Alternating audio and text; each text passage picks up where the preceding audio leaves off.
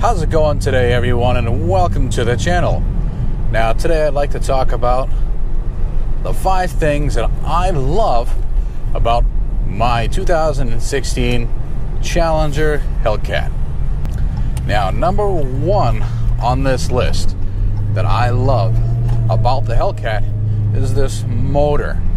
Yes, it's pretty sure that's everyone's number 1 thing, but number 1 has to be this 707 horsepower, 650 foot-pound of torque monster.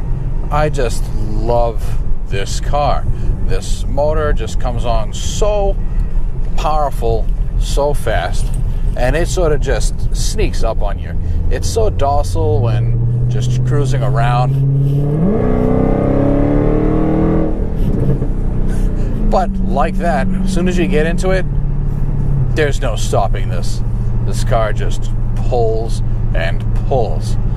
The motor, 707 horsepower, 6.2 liter, supercharged Hemi V8. Just that alone just sounds so menacing. And now on to the second thing. The second thing I love about this car is the interior space.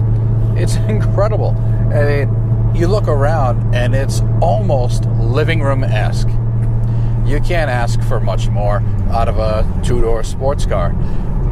Muscle car. Take your pick. They're one and the same in this car as far as I'm concerned. But I'm nobody. Don't listen to me. But as far as I'm concerned, this car can go both ways. Now, it's just so dreamy. It's quiet in the cabin, which, I don't mind. I don't mind a little bit of a loud car. It just adds to the experience. But it's quiet, it's smooth, the suspension is real nice, especially when you're in default mode, because you're just riding along and everything is just, every transition, every bump is just so smooth. And with that, you've got the different settings. You can go from default to custom to sport to track, and you can adjust depending on your mood and your driving style and or habits. There's even econo mode, and which I got going the right direction. In eco mode, I got 34 miles to the gallon. Now again, I understand that was me purposely trying. I was avidly watching my speed, how far I was pressing the throttle down and whatnot. But I did it. I was able to do it, and I kept it up for about 20 miles, where by the time where I got to where I was going, I was averaging 34 miles to the gallon. Now, out of a 707 horsepower supercharged V8 motor, that's pretty damn good as far as I'm concerned. Now, back to the interior. As I was saying, the seats are comfortable. They're hugging you in. The steering wheel, I just love the feel, the grip.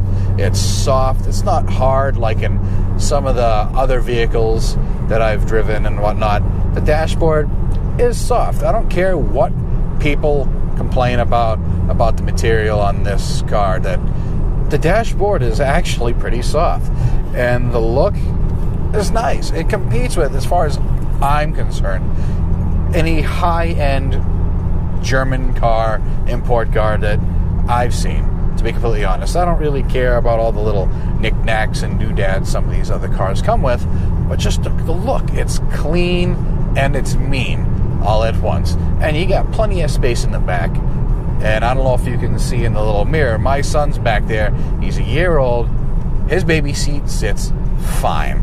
I can get him in and out, just moving the driver's seat, and he loves it. The louder it is, the happier he is, to be completely honest. There goes his foot.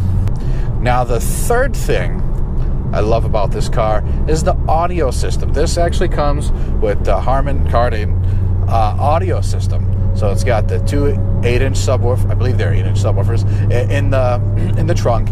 Now, I've got the same system in my 14 Durango, and in the Durango, the subwoofers come on really strong, really early. And I've noticed that if I turn this up loud enough, that I get the same effect. But there's also a trunk in the way in the back seats. They're facing up versus sideways and whatnot, and it's not all an in-cab design like our Durango.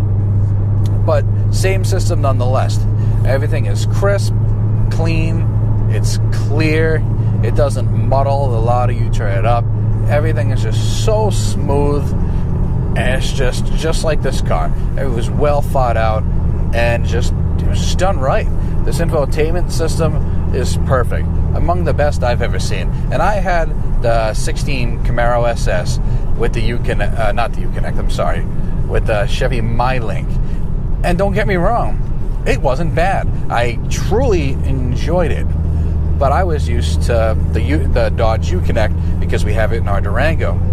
Subtle differences. You can definitely do more with this one in the Hellcat as far as I'm concerned versus Chevys. But I guess it all depends on how you have the car options as well. Fourth, and again, we're back to space in this car. Fourth is the trunk. This trunk is huge. I was considering between this and the Charger, which one I should get. Now, I've got my son, he's a year old, and we go places. We like to go see family, friends, and, there is the possibility of another child in the future. So I figured, the Charger would probably make more sense.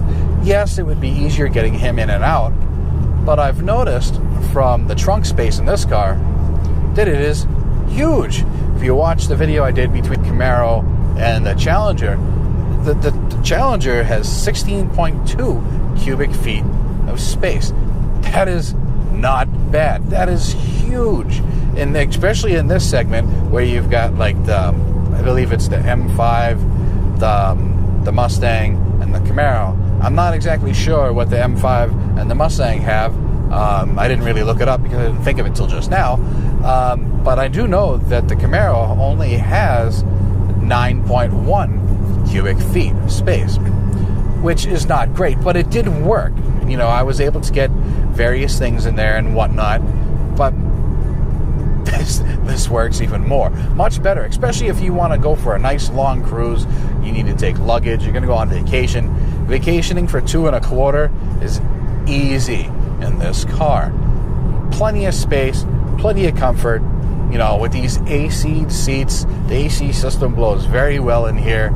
And if you're going when it's cold out, heated seats, heated steering wheel, you just can't go wrong. And number 5 on this list is most certainly not least by any stretch of the imagination, is the look.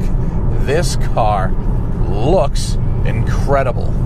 It is phenomenal. You just look at this car and immediately you know that it's a Challenger. Now, when you look at it being the Hellcat, unless you're an avid, Challenger person, you'd be surprised at how many people have to ask what this car is. They say, oh, it's a Challenger. They all look the same. To a certain degree. You have the shakers, which come in the 5.7 and 6.4 liter models, which are both beautiful as far as I'm concerned. If I were to get one, either the 5.7 or the 6.4, I would definitely want the shaker option because it just looks so nice on that car. And the differences are pretty much all the other ones have the fog lights in the bottom, and this does not.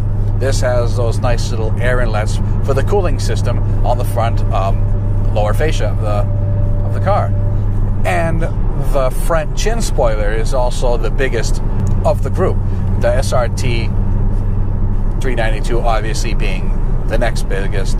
And I can't think if the Scat Pack is the same as the SRT one, but I'll have to check that out next week because I'm going to be shooting some videos on the Scat Pack. But I do know that the 5.7 and the 6-cylinder ones have the same size chin spoiler. Just a little bit, nothing crazy, but functional. Helps keep that front end down at high speeds, a little bit more stable. But you look at it, and I don't care if it's the 6 or the Hellcat.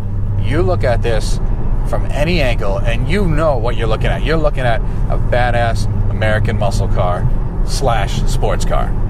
Now, Dodge calls this a muscle car, not a sports car. But unlike the muscle cars that I've driven in the past, this does not drive like any muscle car I've ever driven. This car is smooth, it's powerful, and it's mean. Mean. It's all I can really describe. It's mean. You know, it's just got that punch you in the face feeling, kick you in the hind side. When you put your foot into the floor, it just pushes you, and you just gotta go. You have to do the deep voice, because, you know, that's exactly what it feels like. It's just this menacing, gosh, can't wait to see the Demon, on a side note. But again, that's what I have to say about the looks. Just, I love the hood design of it, and on mine, I actually put supercharger badges on the cowl, so to speak, intake that cools the supercharger off. And, you know, as far as I'm concerned, they should have been there from factory. They look really good on there. And, yeah, those are the 5 things that I love about my Hellcat. And, you know, as a quick sidebar, I'm going to throw in a quick 6th thing that I love about this car. Other than everything, these heated and cooled seats. You know what? Living in New England, every day is completely different than the next, usually. Our slogan is, you don't like the weather? Wait 5 minutes, because it will change. So it could be 90 degrees in the morning and 50 in the afternoon. Sort of like the desert. Goes from scorching hot to freezing cold. But this happens within an hour period.